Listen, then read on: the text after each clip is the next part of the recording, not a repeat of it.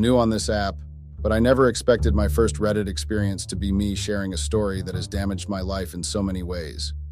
I had an affair with my husband's childhood friend, and now I'm facing the consequences of my actions.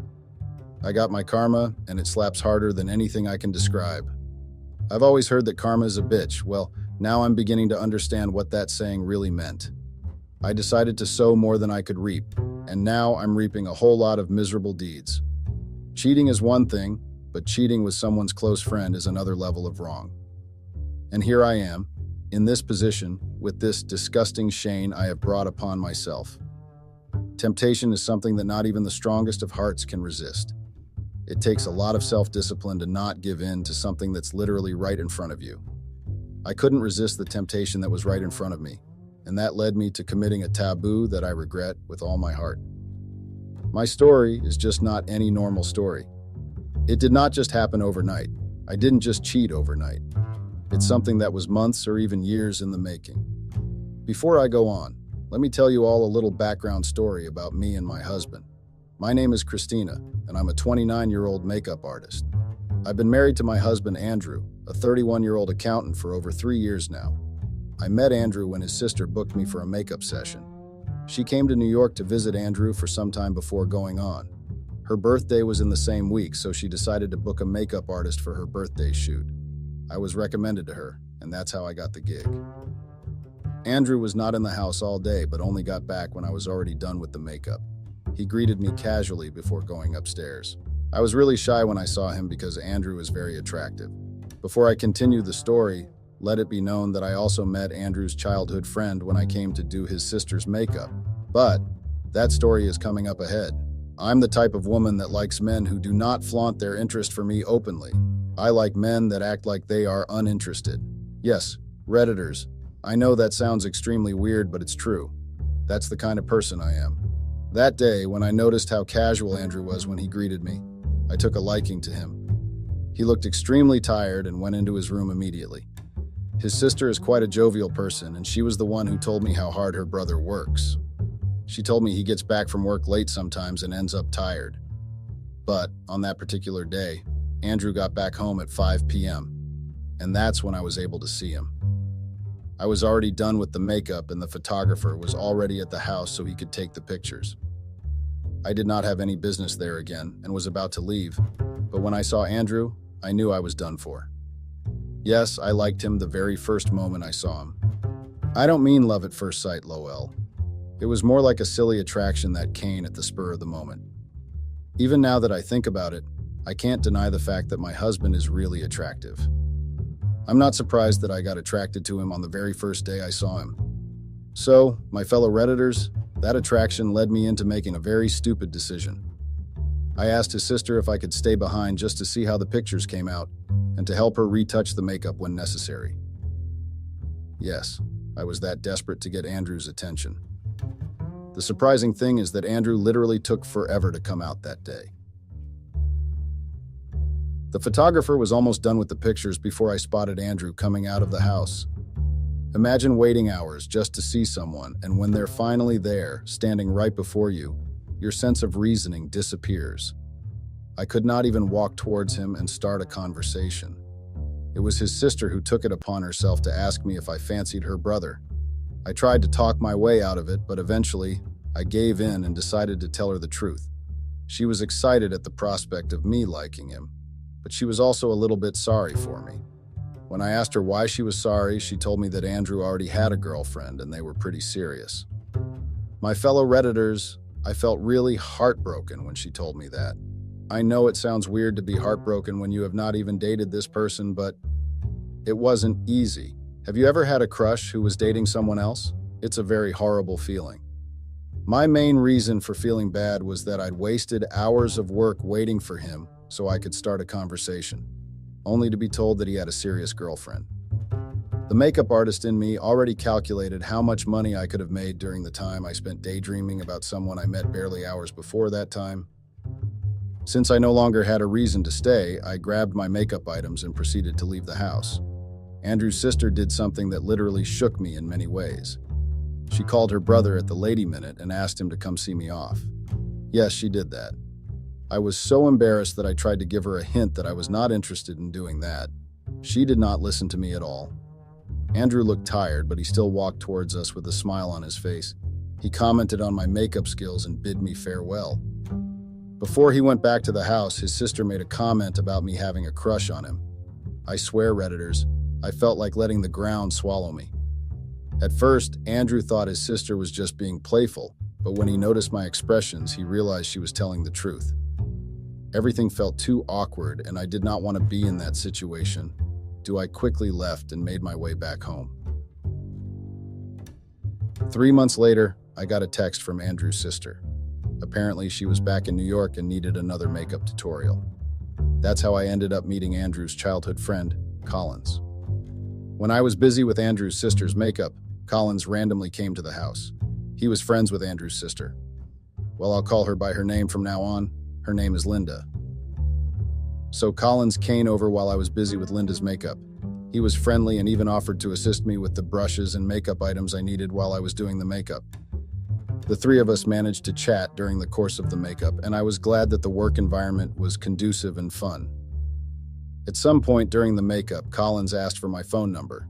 He insisted that he just wanted to find more clients for me. I didn't mind and gave my phone number to him. I already forgot about the crush I had on Andrew because I honestly did not feel like he was someone I was ever going to see again. It was only a coincidence that his sister randomly asked me to be her makeup artist again. Well, I was very wrong because I saw Andrew again. He came back from work to get something before going back. My fellow Redditors, I really felt like the universe wanted us to meet again. But unfortunately for me, Andrew was in a rush. He went back to work immediately. Linda asked me if I still had feelings for him, and I brushed it off. I was not ready to go to that party. To be honest, I felt like a high school girl who was having a fling with someone that didn't even know her. The fact that he had a girlfriend was a huge turnoff because I was not ready to be that girl that tried to steal someone else's boyfriend. Well, my fellow Redditors, I did end up being that girl at the end of the day. 2 days after doing Linda's makeup, I got a call from Collins. He asked us to meet up for coffee, and I agreed. Collins was a nice guy, but he was not the man whose attention I wanted to get. But I didn't mind having a harmless coffee with him. After 3 weeks of randomly meeting up for coffee, Collins told me he had feelings for me. Okay, for someone who wanted to get the attention of his childhood best friend, I was not really excited. Andrea was the one I liked. But unfortunately, he was in a relationship. Collins seemed nice and all, but I found it weird to date the best friend of a guy I had feelings for. It was never going to end well, so I lied to Collins and told him I was not ready to be in a serious relationship. Prior to my conversation with Collins, Linda already told me Collins was a flirt, and I shouldn't take him seriously. I did not believe her until Collins told me we could just hook up and have a fling. I was not up for it, so I told him so. I don't want this to get too long, so I'll try to just point out the main details. Linda found a job in New York and started living with Andrew temporarily till she was able to get her own place. Linda and I became friends, so she invited me to Collins' house often. Sometimes I'd practice new makeup trends on her face and we'd experiment it together. Linda and I became quite close, and it was a friendship I didn't see coming. I know you all are where Collins was during all this time. Collins was still in a relationship, and his girlfriend, Sandra, even came to the house many times. Yes, I know what you all are thinking. It did hurt me to see the guy I liked with his girlfriend, but there was nothing I could do. Months flew by, and Kinda told me Collins and Sandra took a break in their relationship. I don't really know the details of what happened, but I heard that Sandra had been transferred to work in another state. Collins was not ready for a long-distance relationship, so they decided to take a break and see how things went. Long story short, I decided to use that opportunity to get Andrew's attention. I know that sounds desperate and awkward, but I liked him a lot and wanted to date him. We started chatting once in a while anytime I visited Linda, and that's how our friendship started. But it was just a friendship. There was nothing more to it. But one day, Linda invited me to the house to help her pack because she already found an apartment to move into. I knew that would be my last excuse to see Andrew, so I decided to speak to him. I stayed overnight in their house because we packed till it was very late. Linda asked me to stay over so I could follow her to her new apartment. That night I met Andrew in the living room and we started chatting randomly. He was quite sad that his sister was going to move out since he's gotten used to being around. The three of us drank a lot that night and watched movies. Linda decided to go to sleep early since she still had to move out. My fellow Redditors, that's how I was left in the living room with Andrew. I don't know if it was the alcohol we took or the romantic movies we watched, but we ended up sleeping together that night. When I woke up the next morning, I was afraid he'd regret everything and possibly tell me it was a mistake, but that wasn't the case. Oh my God, this got longer than I expected, Redditors. The main story is not even here yet. I just wanted you all to understand the dynamic that started between Collins, Andre, and I. Talking about Collins, if you're wondering where he was during all these, I'll tell you. A few months before Linda moved out, Collins lost his father and went back to his hometown. He told us it was really tough on his family since his mother was also dead. He had 4 siblings to take care of, so he decided to stay in his hometown for a while to monitor them and be the father figure. Andrew and I started dating weeks after our intimate moment in his house. A part of me was really scared he'd get back with his girlfriend, but I decided to finally ask him if they were ever going to get back together. He told me he was not getting back with Sandra because he was not ready for a long-distance relationship. Linda was really happy I was dating Andrew because she believed I genuinely liked him a lot. The relationship between Andrew and Collins was still quite strong despite the distance. Andrew and Collins called each other almost every week, and Collins even tried his best to send Andrew money to support him sometimes. Collins and I lost contact during that period, and it was mostly my fault. I blocked him even before he went to his father's burial because I did not want to complicate things. He'd approached me many times and I always said no. I did not want to keep hurting him, so I decided to cut all communication with him. Collins was not aware that Andrew and I were in a relationship at all. Maybe Andrew did not feel the need to tell him since he was not aware of Collins' feelings for me. Andrea was never really home when Collins used to flirt with me, so he was oblivious to our dynamic. I also took Linda's words seriously and did not take Collins seriously because I believed he was just a flirt. Andrew and I dated for 2 more years before he proposed to me. I said yes instantly, and that's how we got married. I'm going to say this with all my heart. I love my husband very much. My fellow Redditors, I love Andrew with all my heart. Even from the first day I saw him, I knew that I had strong feelings for that man. Getting married to him was the happiest moment of my whole life. Even my family believed that there was no better match for me. His family was very welcoming and they made me feel at home. A few weeks before the wedding, Andrew told Collins he was getting married to the girl he's been dating for over 3 years. Collins knew Andrew was in a relationship, but he did not know it was me. Maybe Andrew did not mention my name, or maybe Collins just decided not to think about it.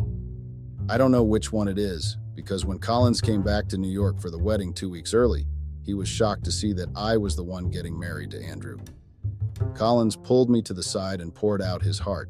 He accused me of trying to use his childhood best friend to make him jealous. Yes, he said that.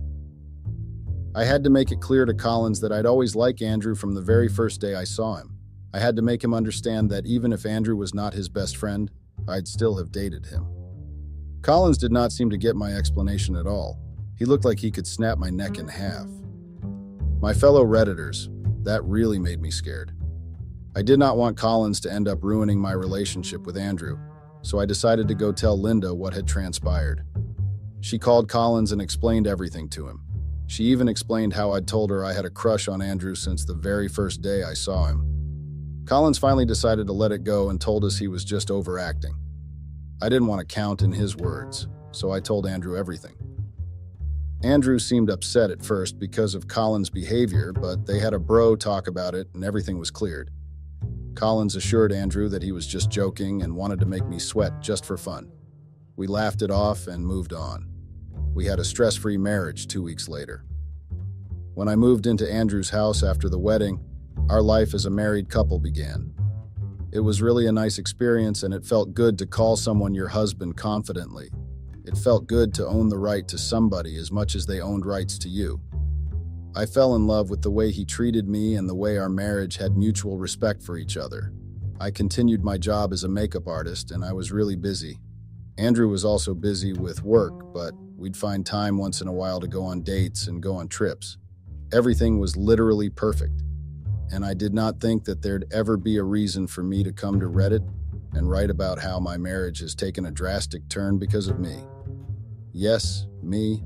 There's no one more responsible than me. Sure, other people played a part in it, but the ball was always in my court.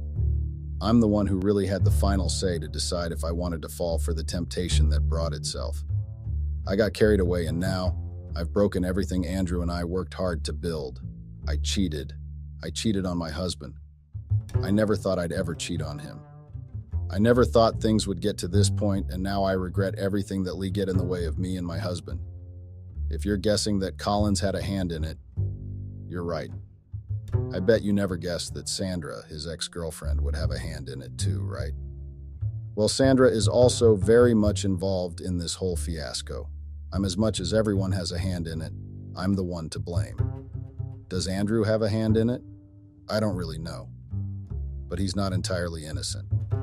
One day I got the shock of my life when Linda invited me to her apartment urgently. Many times before then, Linda had always invited me to come to her apartment for one or two things. Our friendship was still the same, and we never let anything water it down. So, on this fateful day, Linda said I had to come urgently. Andrew was at work, so I dressed up and went to her place. Linda was practically pacing around the room when I came. I was really surprised to see her acting that way, so I asked her what the problem was. My fellow Redditors, Linda, told me that an unexpected guest was back in New York. That unexpected guest is Sandra. In any normal relationship, your husband's ex-girlfriend shouldn't bother you that much. But in my case, it bothered me a lot. The fact that Sandra and Andrew were in a very serious relationship and only broke up because of work was enough reason to make me worried. They didn't break up because they fell out of love or anything like that. They broke up because they couldn't manage to have a long-distance relationship. I was very scared. I was terrified of the prospect of Sandra trying to get back together with him. There was every possibility that she would try to make things work, and I knew it. I knew that if she wanted him, the fact that he was married was not going to stop her. Linda tried to calm me down, but I was too far gone in my head to think straight. I honestly thought that my marriage was over, but Linda made me understand that I was overacting. She told me not to think too much about it, and that the only reason she felt like letting me know was so I would not overreact when I found out later. We all know some things are easier said than done, and in my situation, it was the same thing. I had a lot that was at stake, so I decided to go back and get myself together. That day, I really found it hard to sleep. I really wanted to know if Andrew was aware that Sandra was back in New York. My fellow Redditors, you had to see how uneasy I was that night. It was so bad that even Andrew noticed that I was not my usual self. He asked me if everything was fine, and I told him I just had something on my mind, and it was not a big deal. Andrew did not buy my excuse. He was so tired from a hectic workday, but he insisted I told him what was bothering me before I went to bed. When I finally told him Sandra was back in New York, he was not surprised. Yes, Redditors, Andrew seemed to have been aware of Sandra's arrival. If I was worried before, the knowledge of that just made me more worried. I asked him how he knew, and he told me she reached out to him recently and asked them to meet for coffee. Listen to me, guys. I don't know if I might come across as paranoid or a drama queen, but I did not like what he said at all. Any woman would be angry if she found out her husband's ex-girlfriend asked him to meet her for coffee. But in my situation, I was paranoid. I knew their history, and I was aware of the fact that they never really had real relationship problems. I'm not one to bottle things in, so I told my husband right there, and then that I didn't want him to go meet Sandra. He asked why, and I told him everything I had in my mind. We never really kept secrets from each other before, so I felt comfortable telling him I was not happy about Sandra's arrival. Like all men in that situation act, he sweet-talked me into believing that there was nothing going on between him and Sandra.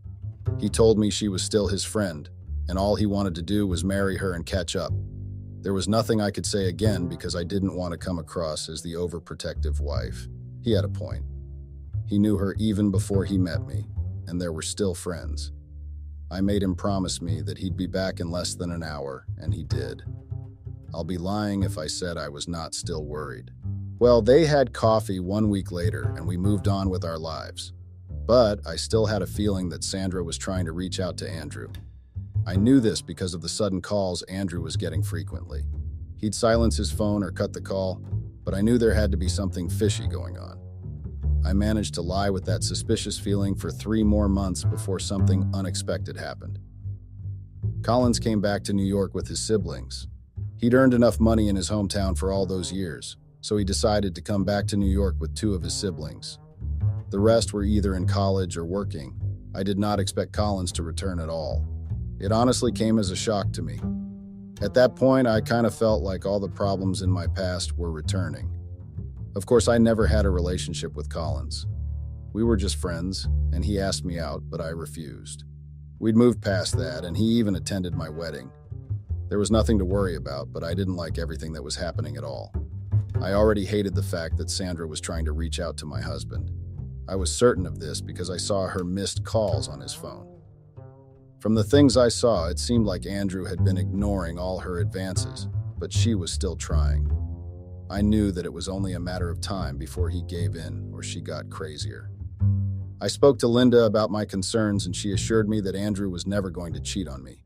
I believed her, and so I tried to calm down. Collins became a thorn in my flesh all of a sudden. He was my husband's best friend. Childhood friend for that matter, so it made sense that he started visiting our house frequently. First, he brought his siblings along and tried to tell us how he was being a wonderful father figure.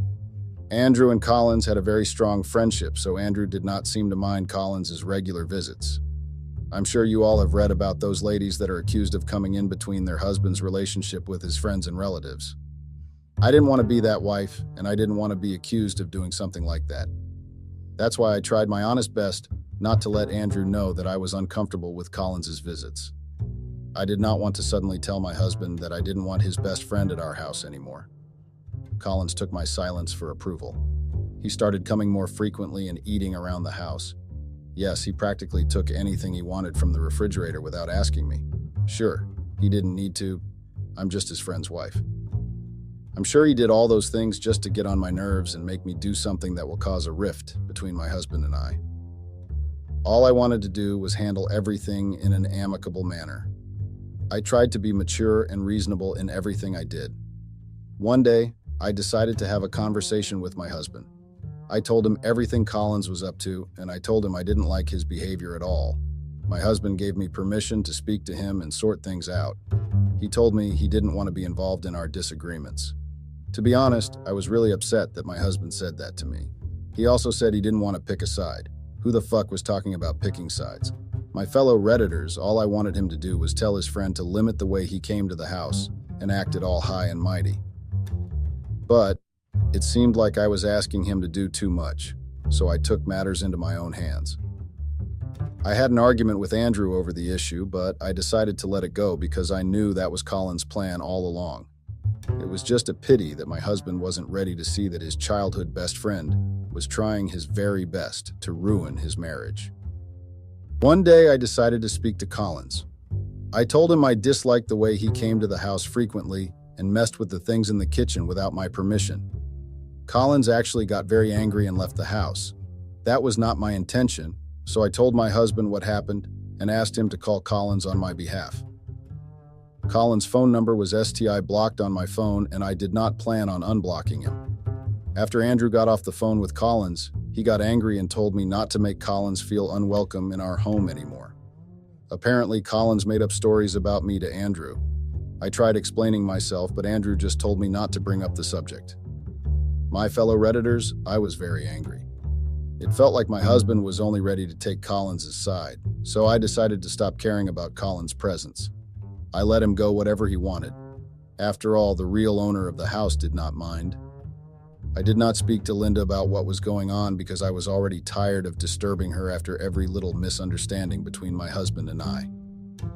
I wanted to handle things independently without disturbing her. At that point, I'd already forgotten all about Sandra and her presence in New York. I didn't even think about her or the fact that she was still trying to contact Andrew. But one day, I just couldn't understand what transpired. That was the same day I cheated on my husband with Collins. I still regret every single thing that transpired that day, but all I can do now is wallow in self-pity. It was a rainy day. It had rained from the previous night, non-stop. Andrew only managed to get to work safely when the rain stopped for some time. After he left for work, Collins showed up suddenly. Apparently, he forgot his work file at our place. Yes, that's how frequent he showed up. He was almost like a tenant at our place. After getting the work file, he asked if he could stay for brunch. Of course, I knew that was just his way of trapping me. If I refused, he'd make up stories to tell Andrew. I served him brunch, and while he was eating, it started raining again. It was another heavy rain, and it didn't look like it planned to stop. Collins could not go because it was not good weather to drive in. I was really worried about the possibility of Collins not making it home early that day because the rain was really heavy. I didn't want him to stay out late. I was worried for his safety, and I was also worried that Sandra might try something suspicious.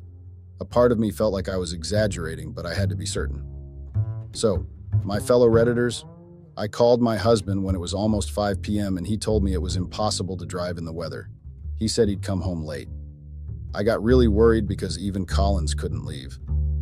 I decided to calm my nerves and just go to my room. I took a hot bath before changing into my pajamas. I was hungry, and I also knew that Collins was hungry too. I did not cook anything in the afternoon and just munched on snacks. I did not expect him to stay for that long. After making dinner and offering it to him, I stayed in the living room to watch a movie. I wanted to be around when my husband came back, and I didn't want to fall asleep before he came. I was also not comfortable with living with Collins in the house with my husband while I was in my room. I did not trust him not to go looking into our things. Collins also stayed in the living room and watched the movie with me. It was quiet at first, and we did not attempt to start any conversation. But after some time, Collins started asking me about my makeup business. That's where the conversion began, my fellow Redditors. We spoke about life and random things. After some minutes into the second movie, Collins came to sit beside me on the couch. Our shoulders were practically touching. I was not uncomfortable in that position, so I moved away and sat on another couch. He laughed at my reaction and sat next to me again. Collins gave me no space to think. He told me I looked beautiful and that he still misses me. He started whispering non-coherent words, and I honestly felt like he was drunk. But then again, I did not see him drinking. I pushed him away and warned him to stop, or else I'd call my husband and tell him everything. I did not expect Collins to laugh in my face when I mentioned calling my husband. He called me a fool and told me I was dumb to think that Collins had been faithful to me. I called his rants bullshit and tried moving upstairs. I knew his words were getting to me and I didn't want him to brainwash me. But, fellow Redditors, I ended up being brainwashed. Collins asked me if I was aware that Sandra was back in New York. That caught my attention, and in a bid to show him Andrew and I didn't hide anything from each other, I told him I was aware. He took out his phone and showed me pictures of Sandra standing in front of Andrew's workplace. According to Collins, Sandra had been trying to reach out to Andrew. He told me she still wanted him back, and she'd showed up to his workplace many times. I might not have wanted to believe Collins, but pictures didn't lie, and the evidence was right in front of me. Collins also told me that Sandra was at Andrew's workplace that moment, and they were probably together getting intimate. I was shocked, but I refused to believe it, and brought out my phone to call Andrew. Andrew did not pick up after 2 more calls. Collins laughed again and told me he was telling me the truth. He even showed me a picture of Andrew and Sandra meeting up for lunch. I got brainwashed and I was stupid enough to believe everything he said. I started crying uncontrollably because I thought Andrew was cheating on me. Collins decided to comfort me by hugging me. That's how he started touching me, and I foolishly got carried away. I thought I was cheating back and paying Andrew back for lying to me. I ended up sleeping with Collins and we fell asleep on the couch. I woke up that same night to a bucket of cold water being poured on me. My fellow Redditors, my husband stood there and watched me with disgust in his eyes. The rain had stopped and he came home only to see me naked on the couch with his best friend. At first I felt guilty, and then I accused him of cheating first. I told him everything Collins told me. My fellow Redditors, my husband slapped me so hard that I fell on the floor. He almost killed Collins right there in the living room. Apparently Collins lied to me. All the pictures he showed me of Sandra standing in front of Andrew's office were true, but Andrew never met up with her intentionally. The picture of both of them having lunch was taken before I met him. I was so paranoid and brainwashed that I was not ready to see the real truth. After giving Colin several sounds, Andrew threw him out of the house. The words Andrew said that night still hurt me till this day. He was angry, disappointed, and enraged. He sent me out of the house in the middle of the night with only my pajamas. I had nowhere to go. I went to Linda's place that same night, even though she was terrified to see me in my horrible state. After telling her everything, Linda was furious. She told me she was disappointed in me for not listening to her warnings. She couldn't even look at me. She only allowed me to stay at her place for 2 days before sending me out. According to her, she could not go against her brother for me. Only my parents took me in, even though they still look at me with disappointment in their eyes. I lived miserably for 2 months. I tried reaching out to Andrew and visiting him, but he warned the gatekeeper never to let me in, and he blocked my number. Just last month, I heard from my friend that Andrew and Sandra are now back together. I almost ended my life when I heard the news. I've lost everything and I'm the only one to blame. Not even Linda wants to listen to me. Andrew sent me the divorce papers 2 weeks ago and I'm still yet to sign it.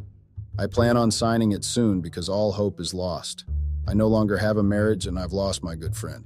I betrayed my husband by sleeping with his childhood friend. Even though I was made to believe he cheated, 2 wrongs don't make a right, and I should have never cheated back as a way of revenge. At the end of the day, he didn't really cheat. It was all a trap. Maybe I was meant to learn my lesson the hard way. I'm to blame for everything. I regret cheating in my husband. I ruined everything with my own hands. Thank you for reading my story, Reddit. At least I got a little bit of closure. Till next time. Hopefully I have something to celebrate. Though, I highly doubt it. Good day, Redditors. I'm actually very excited to share my experience with you all today. Consequently, I know there will be several questions regarding the motive of this post, and I'm ready to answer all the questions. I'm in a very good mood because something very comical happened to me. Something that I'll like my dear Redditors to know. My ex-wife had the audacity to show up at my house yesterday. I thought she'd gotten lost or something, but no. She came intentionally. The funniest part is that the foolish woman wants me back in her life. She finally wants her husband and child back.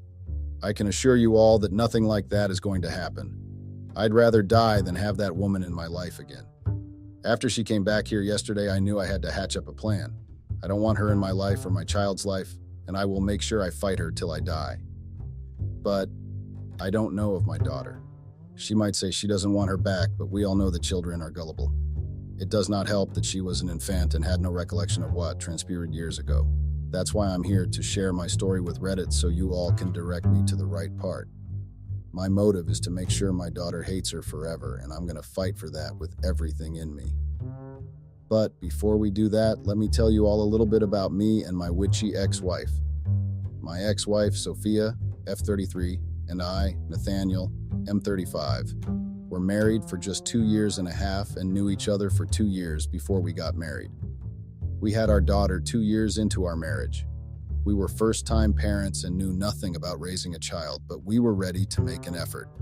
Or so I thought. Barely 3 months after my daughter was born, my wife packed her belongings and told me she could no longer stay married to me. I'm done, Nathaniel. This isn't working for me. This is not who I am. Those were the exact words she said to me 10 years ago. How could a married woman with an infant just wake up one day and say she was done? How is that even supposed to make sense? I tried asking her what her reasons were, and all she could come up with was the fact that she was tired of raising a baby when she felt like a baby herself. For reference sake, I'll mention this again. Sophia was 23 years old by that time, and according to her, she was just a baby. Sophia said she was overwhelmed with our marriage and having a baby only made it worse for her, so she took her bags and left the house. Fuck it. I had a rough life even before I got married to Sophia. I practically had the worst childhood ever and was a victim of domestic violence. I grew up the hard way, so I built up my walls around me and was never one to care about any emotional shit. But what Sophia did that day got an emotion out of me. Anger. That's the emotion Sophia's actions got out of me, and trust me, that's a big deal. If Sophia had just left the marriage before we had our daughter, Daniela, I'd have been fine. I wouldn't even give a fuck what she ended up doing with her life. But she chose to abandon a little child who did nothing wrong. The moment Sophia left the house that day, I swore that she was dead to me. She has been dead to me for the past 10 years, and I swear on my life that she will be dead to me forever. Nothing in this world will ever make me take that woman back in my life. I'm not that stupid, and honestly, I don't even give a fuck what happens to her. I don't care why she came back, and I honestly don't want to know. When she came back yesterday with her mother pleading and wailing like a dog, I did not even look at her twice. I asked security to take both her and her mother out of my house. If Sophia and I didn't have our daughter, there would have been no reason for this post. But we have a daughter. My daughter is just 10 years old. Daniela is still in her first year of high school, and I don't want to take any chances. Daniela was just an infant when Sophia left her. She does not remember any of it, so it'll be hard for her to stay away. Almost every single day I remind Daniela how Sophia left her when she was just a little baby. Many people tell me I'm wrong for doing that, and it's not right, but I don't care. I did not care back then, and I don't care now. Some relatives say it's not good to ruin the relationship between the child and the mother. But as far as I am concerned, the only mother figure in my daughter's life is my girlfriend, Esther. Sophia is just a stupid mistake I made in my life, and I don't plan on repeating that mistake ever again. I want to ask you all, my dear Redditors, to give me tips on how to make my innocent high school daughter despise Sophia even more. I need to make sure there are no chances of Sophia crawling back into her life. I know that Sophia doesn't have a conscience, so why should I? To be specific, my dear Redditors, I plan on damaging their relationship beyond repair. A woman who can abandon an infant can do anything again in the future. I want to protect my daughter because I know she doesn't have a mind of her own yet. As for me, this is also important because I don't want to see Sophia near my house in this lifetime and many lifetimes to come. The only way to do that is to cut all ties with her. The only tie remaining is my daughter. I want to teach her a lesson, and that lesson is that you don't just leave and come only when it is convenient for you. Help me here, Redditors, it's urgent. Updating. Thank you to all my fellow Redditors who have been helping me out for the past 2 weeks. Yes, you all have been helping me out because your comments and ideas have gone a very long way. To be honest, I already have a ruthless plan to get Sophia out of my child's life, but for the sake of morals, I'll just let that one slide. I want to do this in a way that will only ruin Sophia's relationship with Daniela. I don't want anything to get in the way of my relationship with my daughter. We have been together for 10 years, and I don't see any reason why that should change. A lot of you advise me to take actions fast as there is a possibility of Sophia going to court. Yes, I know that's a big possibility, and that's why I practically ran to Reddit. I know I'll win the case hands down. I'm ready to spend all my money on it if it means I'll damage Sophia beyond repair, but a custody battle will only make my daughter's life complicated. I'm ready to fight dirty with Sophia as long as my daughter doesn't have to know about any of it. She's the only reason I haven't taken reflex steps yet. Every day for the past 2 weeks have made me more angry than ever. The level of hatred and disgust I feel for Sophia cannot be quantified. I hate that woman with every vein in me, and I wish her the worst every day of my life. What makes me even more angry is the fact that she had the audacity to come to my house after 10 years. Sophia disappeared for 1 decade, then came back like she is a fucking magician who did a trick and disappeared. Her stupid mother even had the audacity to follow her here. The same woman that came back one day after Sophia left just so she could finish packing what her daughter forgot. If not for the possibility of legal charges, I wanted to strangle that woman that day. But no, violence is never the answer, so I have to do this calmly. My definition of calmly is also going to be heartless because I have waited for an opportunity to show Sophia what it's like to just wake up and lose it all. Okay, let me catch up with all of you and get you on board with all that's been happening. After posting on Reddit 2 weeks ago, I decided to take my daughter out to get ice cream the next day. Of course, I had an ulterior motive behind doing that. I don't let her take ice cream more than 4 times. I'm a month and she already exhausted those chances, but I decided to take her out for ice cream, so I called Tell Her a Story. While we were at the park, I explained to her that her mother practically abandoned her when she was a child. Listen guys, I've told her that story many times, but that day, I had to make sure I left no stone unturned. Some might call it emotional blackmail, but I do not care. I have protected Daniela for 10 long years. I watched her come home from school and say kids were asking her why she did not have a mother to drop her off. It was hard for her to grow up with only nannies as the mother figures in her life. Most of my family members are countries away from us. Daniela assured me that she will never take Sophia back into her life. Honestly, I was not ready to take the word of a 10-year-old seriously, lol. My daughter is extremely innocent and kind. I'm sure all Sophia needs to do is fall on her feet, and then Daniela will take her back with open arms. I am here to make sure that never happens. My only mission here is not just to make my daughter hate Sophia. I also want to make Sophia regret everything she did 10 years ago. I want her to possibly tear up for the rest of her life. I know. That's heartless. Do I care? No. To my surprise, some days after taking Daniela to the park, I encountered Sophia at a restaurant. Thankfully, Daniela was at school and I was alone at the restaurant. Sophia had the nerve to walk up to me and tell me we needed to speak. I ignored her and ordered what I wanted to order. Sophia did not relent. She stood with me all through my order and dared to sit on the table I was seated on.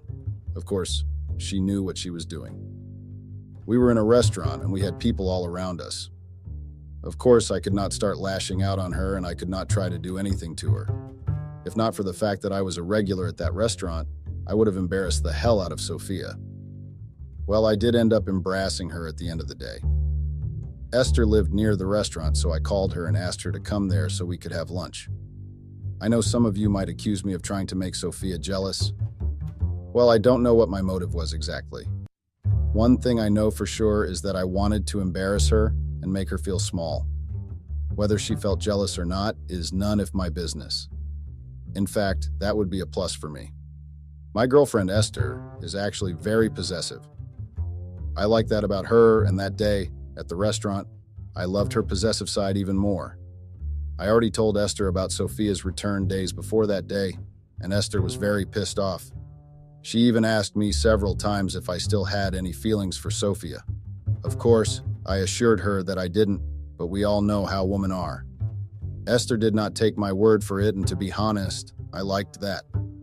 When Esther arrived at the restaurant that day and saw Sophia sitting at my table, she practically sprinted to sit beside me. Esther did not only glare at Sophia, but she went as far as asking her if she had no shame at all. She asked Sophia why she was sitting at the table of her boyfriend when she was clearly not invited. Sophia was shocked to hear that I had a girlfriend. I find that very funny right now that I think about it. I mean, did she expect me to spend the rest of my life waiting for her to return before I moved on, or what? At first, I just sat back and watched how Sophia was struggling to defend herself, but when I had enough, I asked her to get out. She was taken aback and did not make any move to get up, but I stood up, cussed at her, then made a huge scene.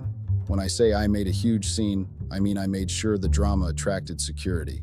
I told then Sophia was intruding and disturbing my girlfriend and I. Esther seconded to my claims, so Sophia was escorted out of the restaurant immediately. We had caused a scene and people practically abandoned their foods to stare at us. I did not care because all I wanted to do was embarrass Sophia, and it was a very successful execution. Esther and I finished our lunch that day before leaving the restaurant. I got home late in the evening because I spent the day with Esther. It was summer break, so my mother picked Daniela up earlier that day and they went on a trip together. I was alone at home that night, but I did not expect any guest. It was almost 10 p.m. when my doorbell rang. It was raining heavily that night, and I did not expect anyone to come knock at my door. When I opened the door, I found the security man standing there. When I asked him what he wanted, he told me that someone was looking for me. I did not expect anyone late in the night, so I asked him if he recognized who it was. He told that it was the same woman who came to the house some days ago. I did not need a seer to tell me he was talking about Sophia. I was so angry that she had the nerve to show up at my house, again. I told the security man to tell her I was coming outside and that she should wait for me. The security man assured me he'll deliver my message. After he left, I locked my door, took a shower, and went to bed. Whether or not Sophia waited for me all night and got drenched in the rain, I didn't really care. I wanted her to know what waiting for someone felt like. When I woke up the next morning, I felt so happy to have left her outside, even after promising her that I'd come outside to see her. It was intentional, and I'll do it again if I have the chance. I don't think anyone would truly understand the amount of disgust I feel for that woman. Her presence practically makes me angry and uneasy. I mean, how could anyone sane enough to be called a human being just wake up one morning and leave everything behind? Everything, including a 3-month-old child. Anyone who is capable of doing that is not a human being but a beast, and I am not going to be hesitant when it comes to treating her like one. When she left 10 years ago, she practically vacated the city. I did not try looking for her, but my mother tried her best to find her. I couldn't care less, mostly because I treated betrayal with hatred. I don't have the time to dwell on the past. The only part of what Sophia did that got to me was leaving Daniela behind. That was it for me. But my mother did not relent. She kept looking for Sophia all over the city. After months of searching, she found out that Sophia had left the city with her mother. Some people said she eloped with a lover. Others said she just vacated the city. I don't know what really happened because, like I said, she's been dead to me for 10 years. I spent those years taking care of my daughter instead of looking for an adult that chose to make her own decisions. So guys, let me tell you what happened 2 days after I left Sophia in the rain. She practically stormed into my house with her mother and brother. I don't know how they even got past the security man at the gate. Sophia rained curses on me and told me how heartless I was for leaving her in the rain. She got teary-eyed and practically collapsed on the floor. She cried her eyes out and said I was making things difficult for her. All I want is my family. I want my family back, Nathaniel. Stop making this hard for me. Those were the words that came out of her mouth that day. I'm making your life hard? Are you sure you are mentally stable? When you left your daughter 10 years ago, how hard do you think her life was? How hard do you think her childhood was? And you stand here to tell me your life is hard. I pray it gets harder than this. My dear Redditors, that was my reply to her stupid claims. I had to make sure she understood the gravity of every decision she made. You know the funny thing? Sophia had the audacity to play that victim game. You know what they do in all those movies, right? One parent abandons the child, then comes back years later only to say, I'm here now. I was not in her life, but I am ready to make things right. Sophia decided to say those things too. I don't know if she thought I'd get moved by her display and suddenly tell her how much I missed her. Maybe that's what she thought, but that's definitely not what I did. In fact, I enjoyed seeing her rolling on the floor like a fucking mad bitch. I enjoyed each and every moment of it. I practically had a blast, and I am not even joking. After her stupid performance, it was her brother's turn to speak J-Guns. He told me Sophia was sorry and all she wanted to do was come back to her family. He said I should be a man and forgive her for everything she did and that it was all a mistake and blah, blah, blah. My dear Redditors, do you see what I'm working with here? I'm practically working with animals. They speak like people who have been out of touch with reality for years. To be honest, I feel like they have been out of touch with reality their whole lives. That's truly the only explanation in my head that makes sense right now. Because I don't understand how a grown man would stand in front of me and ask me to be a man by forgiving his sister who packed her things and left her marriage, a marriage that produced a beautiful daughter. I had to ask him where he was for the past 10 years and why he was not man enough to ask his sister why she abandoned a little child that knew nothing about the world. He stood there like the dumb fool he was and could not even look me in the eyes. I also had to ask him why he did not come to see his niece for the past 10 years. He tried defending himself, but I got so angry that I landed a punch in his face. I could resist putting my hands on a woman, but there's nothing stopping me from laying my hands on a dumb man. Yes, Redditors, I got into a fist fight with Sophia's brother. Of course, he fought back. He'd be a fool to not fight back. We fought for minutes, and it had to be the most satisfying minute of my life. It was satisfying because it just felt good to transfer all the hate and anger I had for my ex-wife to her brother. I think that's what they call transfer of aggression, right? Well, I think it was worth it. Sophia and her mother practically screamed on top of their lungs, thinking that would be enough to stop us from fighting. Well, it wasn't. The only people that ended the fight were my security guard and one of my neighbors who heard the conflict that was going on. Sophia left with her mother and brother immediately after the fight ended. It was satisfying to watch the horror on her face before she left. I knew that was the sign she needed to know that there was no chance that we were getting back together. After they left that day, I took a long shower and had a cold glass of whiskey. All the anger I felt did not suddenly vanish, but I still felt very relieved. Though I've not seen Sophia for the past few days, I still feel like she's not going to give up yet. I know that what transpired last time is enough to let her know that I am done with her forever, but I'm not sure it's enough to make her leave Daniela alone. Daniela is still with my mother, and I honestly don't want her to come back till further notice. I miss my daughter, but I'm doing this for her own good. I do not want Sophia anywhere near Daniela, and I put plans in place to make sure Daniela and Sophia never meet. I cannot control what happens in the future, but I can control what happens now. And right now, all I want is to make Sophia's life extremely miserable. I don't care if she feels like she's a changed woman and wants to right her wrongs. That's her fucking business, and it has nothing to do with me. She can go on with her repentance alone. I don't care. I will not let Sophia crawl back into my child's life or my life. I'm already talking to a lawyer, and we are getting prepared in case she decides to take legal action. I don't even want joint custody. In fact, I want a restraining order if possible. I know it's very hard to get one unless Sophia does something that will require it. I'm ready to go as far as framing her, but my lawyer has advised me not to take that route. I'm trying my best to make sure that the court grants me full custody again. Why did I say again? Well, when Sophia left 10 years ago, she sent me the divorce papers soon after. There was no fight for custody, and that's exactly what must happen now. I'll keep you guys updated on what happens in the next few months because right now I'm focused on talking to my lawyer and getting prepared for whatever Sophia thinks she can throw my way. Please, don't refrain from dropping your comments because I'll try to comment on all of them whenever I get the chance. Till next time, Reddit. Update 2. My dear Redditors, it's been 2 fucking years since I made this post. I am beyond elated to write an update after 2 years. I can't even believe that this post has been up here for 2 good years. Time really does fly, and I'm just beginning to understand that. This experience has been one fucking funny, annoying, and elevating ride, and I'm really grateful it happened. So, let's not waste any time. I saw your comments, and you all have been waiting for this update. So, if you're guessing that Sophia gave up and vanished like she did 10 years ago, you're wrong. Sophia did not take the easy route, and I'm thankful to have predicted her actions before it was too late.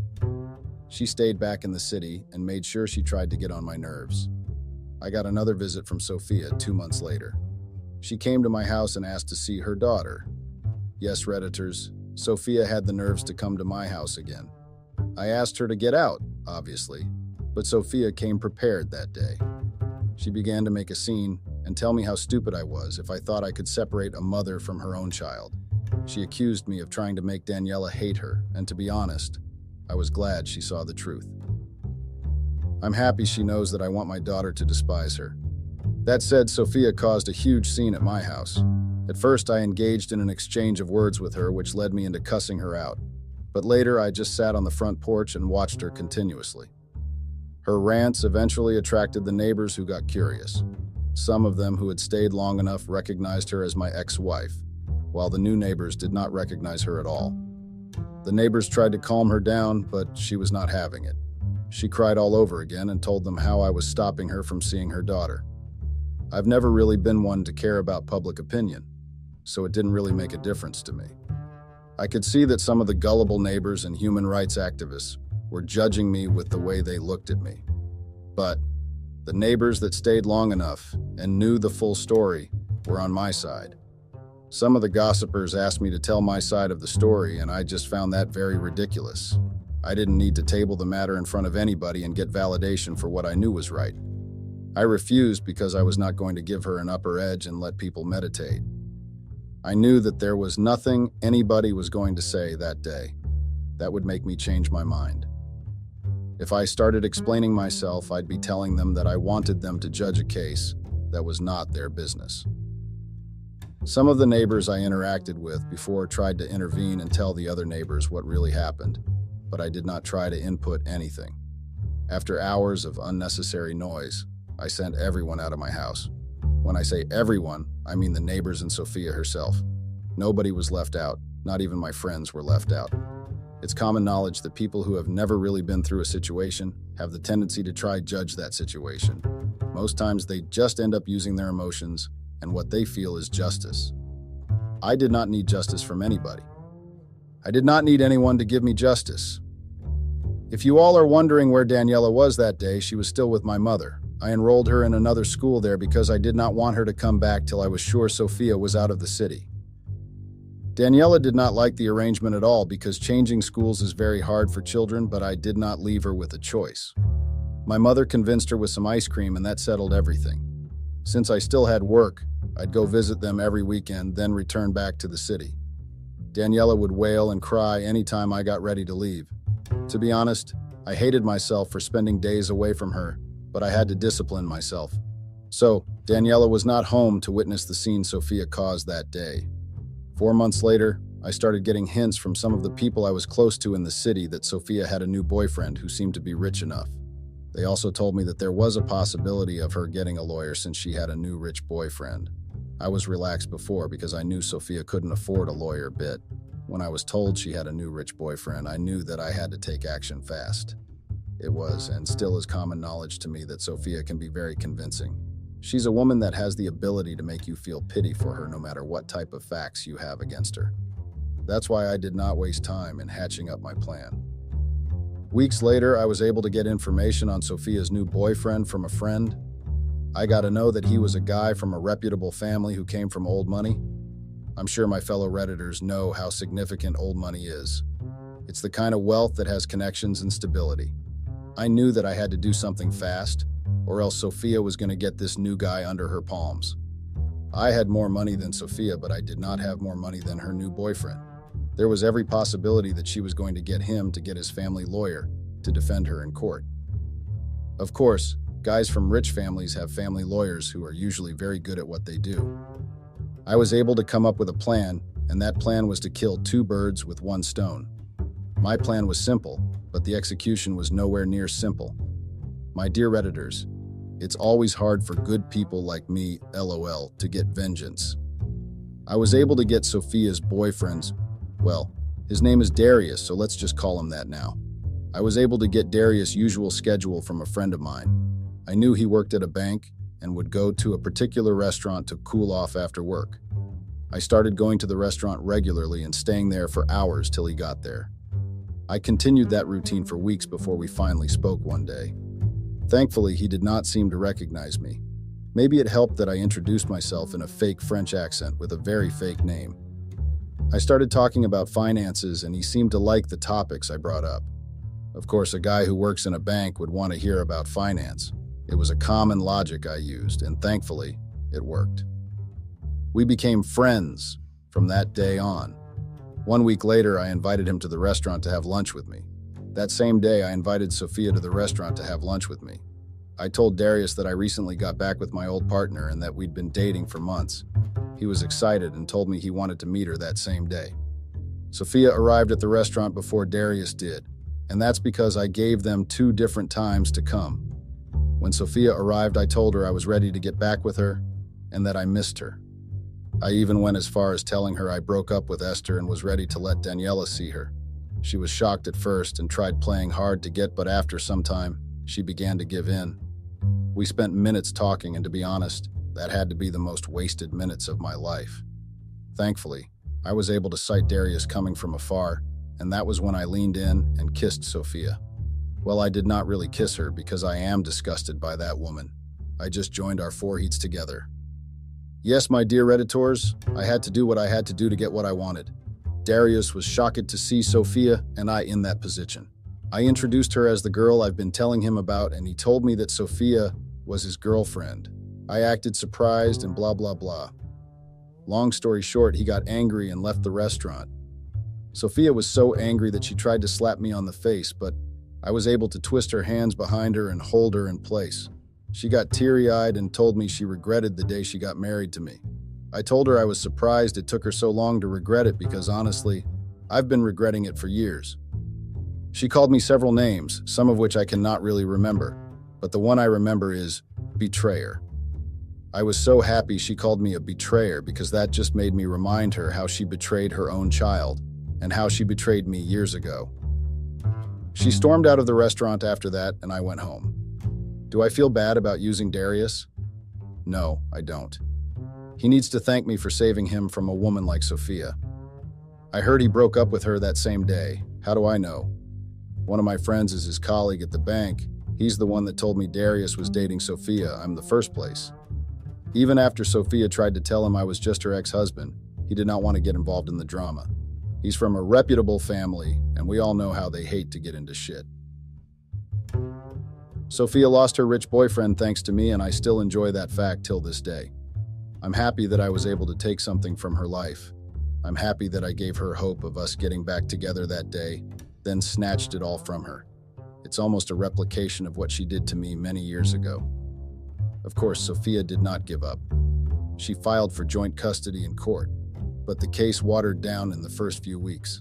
She was not stable enough, and she was absent for too long in my daughter's life. I thought she'd not give up, but maybe she ran out of money and decided not to go on with the case. Even though the custody fight ended and Sophia seemed to not show herself to me for months, I was not ready to have her show up again in the future. I wanted my daughter to have a stable life without a mother who appeared and disappeared anytime she had enough money to do so. After months of trying, I was able to get a job transfer out of town. I don't want to mention our new location for personal reasons, but I was able to get far away from our old town. My daughter is back to living with me, and we've spent months making up for the time we spent away from each other. Another important news, I got married to Esther. She's been a great mother to Daniela, and that's all I ever wanted. Our marriage has been great, and we're still learning to understand each other. That's what's been going on in my life, guys. Thanks for all your supportive comments and suggestions. I'm thankful to each and every one of you. Cheers.